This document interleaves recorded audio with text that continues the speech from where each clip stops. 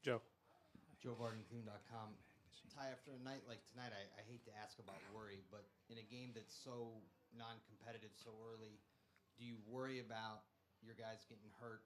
Do you worry about guys losing focus and just getting off course? When things are that lopsided. No, I mean it's one game. I don't care if you win by 200 points. It's one game, and we know this team is, a very scrappy team. They play hard, they compete, and we made shots tonight, and we had a good, defensive effort. But, you know, they're greatly coached. We know that, and you guys all know that.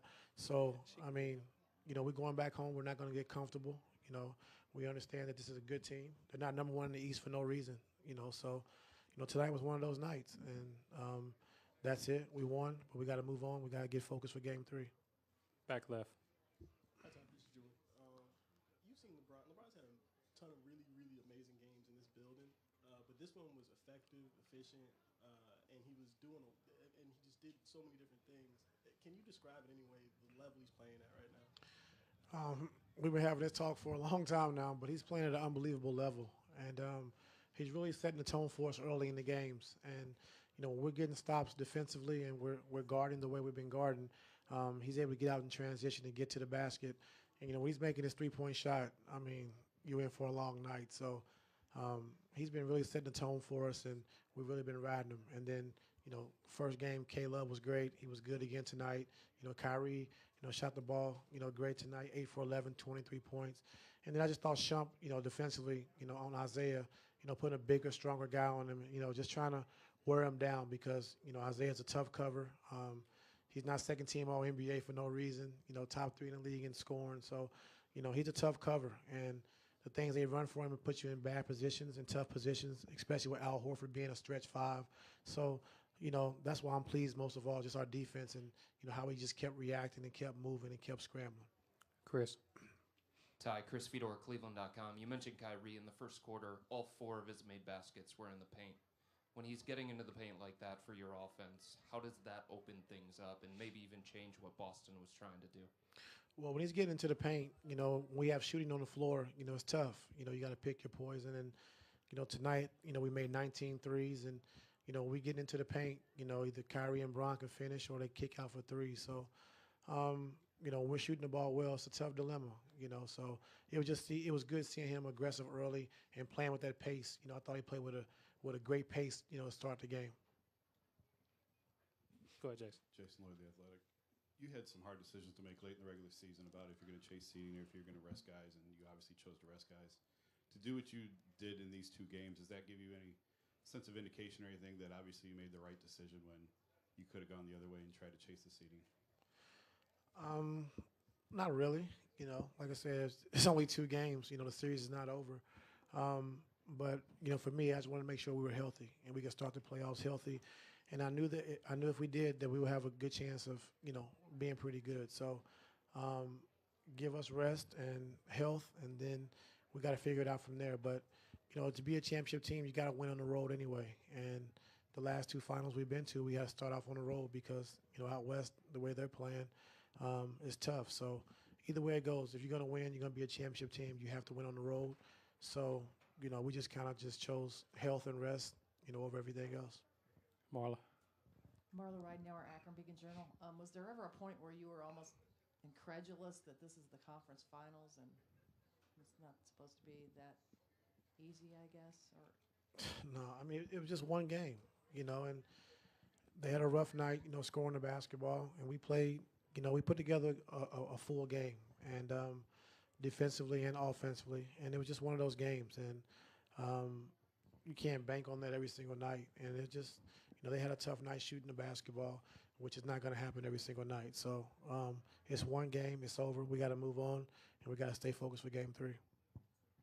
Ty, shortly before tip-off, the NBA released the finalists for the regular season awards, and including in it was the top 3 for MVP, and LeBron was not included. He wasn't on the list, you said? He was not included in the top 3. I wanted your comment on that, and also the timing of the league releasing finalists in the middle of the playoffs. When did it come out? It's about 10 minutes before tip. Oh, he might have seen it then. Yeah, I don't know. I mean, who was the top 3 guys? Oh, well, I mean, those guys had MVP seasons, and you got to give the award to some different people every now and then. And I look at LeBron like Shaq. I think every year he's MVP, and you can give him the award every year. If you wanted to. And when guys have incredible seasons, like James Harden did, and Westbrook and Kawhi, then you kind of credit those guys and give those guys, the nod. But to me, I mean, LeBron's MVP. Just like Shaq, you can give it to him every year if you wanted to. You got that, Joe? I see you placing your damn camera right there. Front left. You want to? Bob Schron, the Citizen. Ty, I was going to ask you about at the beginning of the game when they cut the lead to 11-10, you called timeout. What did you say to the guys at that point? And then if I could follow up on David, toward the end of the season, there was all the talk about Russell or James. Was that something that LeBron was taking personal? If you can answer. I don't know if he took it personal, but they had 2 phenomenal years. I mean, those guys played great. I mean, unbelievable.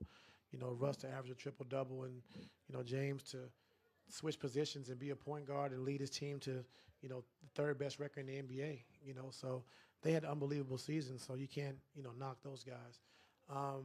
Your first question was what? 11-10. I just thought we was a little lax on defense. We gave Joe Green a couple looks that we didn't want to give him early. Kind of lazy getting out to him, and we knew that he could shoot the basketball and he can spark their offense. So I called a timeout just to get us back locked in defensively. Get to him. Let's not give him any open shots, any confidence, because we know he can score the basketball. Philip O'Connor, the Reuters news agency. We've spoken a lot about LeBron's offense here this evening, but he had, I think, 4 steals and 3 blocks in the game. What does he bring to your team defensively apart from that? Well, when we're blitzing and we're rotating and we're scrambling, he's probably the best, to have on the back line because he reads situations so well, and he has instincts. And when you throw the ball in a bad position, he's coming to get it. So having him on the back line defensively, is great for us. And then, his chase down blocks, like when the one he had on Avery was, unbelievable. So those are game changers for us. And just having him on the back line, talking and anchoring our defense and talking and protecting on the back line is big for us. Middle. Matt Medley, BTH. What can you say about the defensive job you guys have done on Horford? Obviously Tristan is responsible for a lot of that, and he's been on him in a few playoff series the past few years. But the way you guys have been able to limit Horford in these first 2 games, just what can you say about that? Well, I just think, Tristan is just so versatile. And, he can show, he can blitz, he can switch.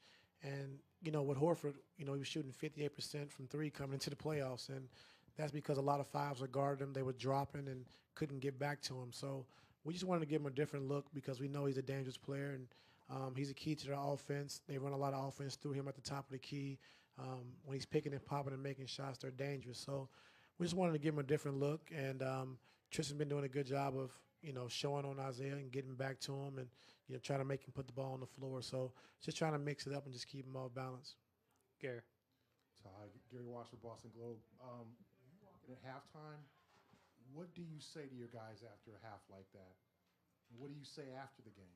Well, before the game, at halftime, just keep our composure. Play the game the right way, and don't be satisfied. We're doing something and looking for something bigger, and don't go out jacking up bad shots, not playing defense. Let's string together, 12-minute quarter in the third quarter, and then we can start trying to get our rest, and because we play every other day. So, just being professional, playing the game the right way.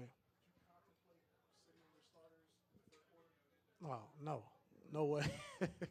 You see us lose a game we was up 26 to start the fourth quarter to Atlanta. We was up 26 to start the fourth quarter to Atlanta and lost. Yeah. Okay. All right, thanks, everybody.